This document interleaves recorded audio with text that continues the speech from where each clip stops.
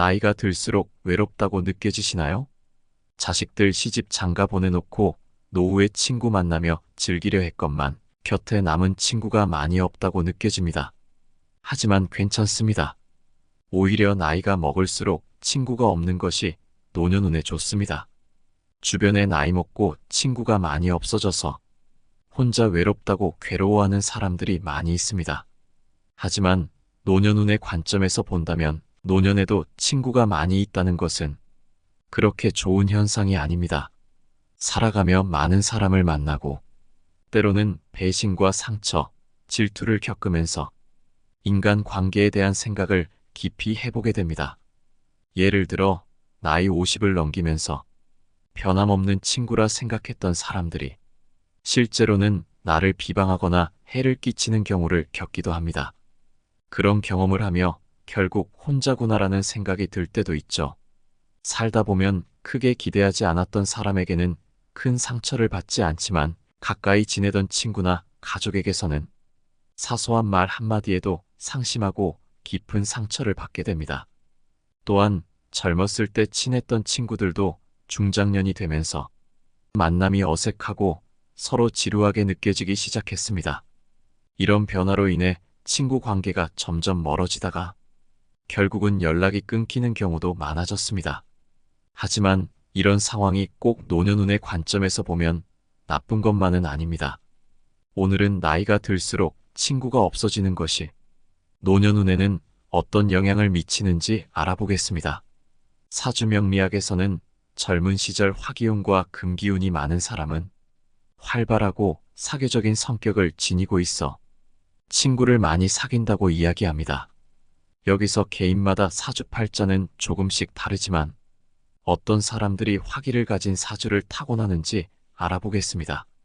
화기는 불의 기운을 의미합니다. 그래서 여름에 해당하는 달에 태어난 사람들이 화기가 강할 가능성이 높습니다. 또한 양띠 혹은 뱀띠가 화기가 강합니다. 그리고 금기운은 금속의 기운을 의미합니다. 가을에 해당하는 달에 태어난 사람들이 금기운이 강할 가능성이 높고 띠로는 닭띠 혹은 원숭이띠에서 금기운이 강한 사람이 많이 있습니다. 이렇게 화기가 많은 사람들의 특징은 겉으로 보기에 화려하고 눈에 띄는 스타일을 좋아하고 감정을 숨기지 않고 솔직하게 표현을 잘하는 편입니다.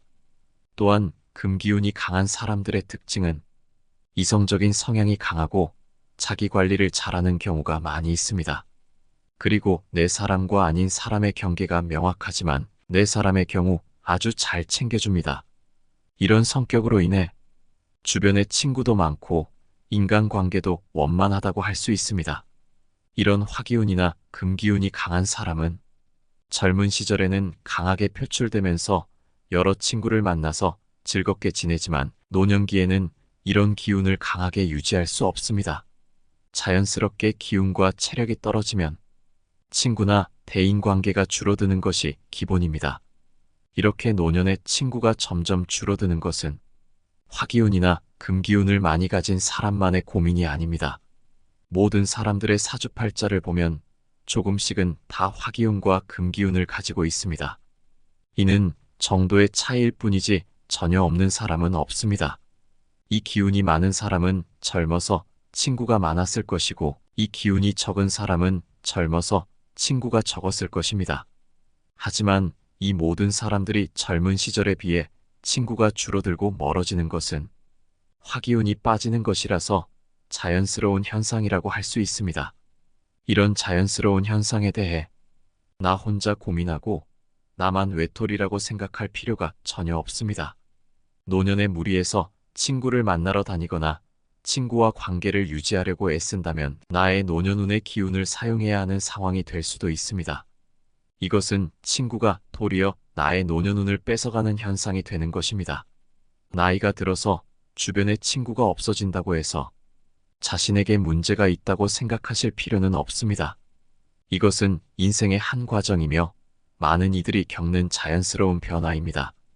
때로는 이러한 변화를 그대로 받아들이고 흐름에 맡기는 것이 좋습니다. 나이가 들수록 주변에 친구가 줄어드는 것은 친구의 필요성이 줄어드는 것을 의미합니다. 가정이 있는 경우 배우자나 자녀, 손주들과의 시간이 친구를 만나는 것보다 더 즐겁다고 느껴질 수 있습니다. 혹은 결국 혼자 있는 것에 익숙해지면서 친구와 만나기보다는 가족과 함께하는 시간이나 자신만의 시간이 즐거운 법입니다. 나이가 점점 들면서 친구들을 자주 만나다 보면 나에게는 의미 없는 이야기들만 서로 하는 것을 느끼게 됩니다. 결국은 자식 자랑, 돈 자랑, 그리고 누구누구 뒷담화로 시간을 보내게 됩니다.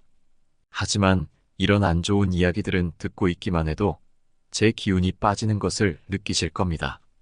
결국은 오랜만에 반갑게 만난 친구가 헤어질 때는 시간 낭비처럼 느껴지는 것이지요.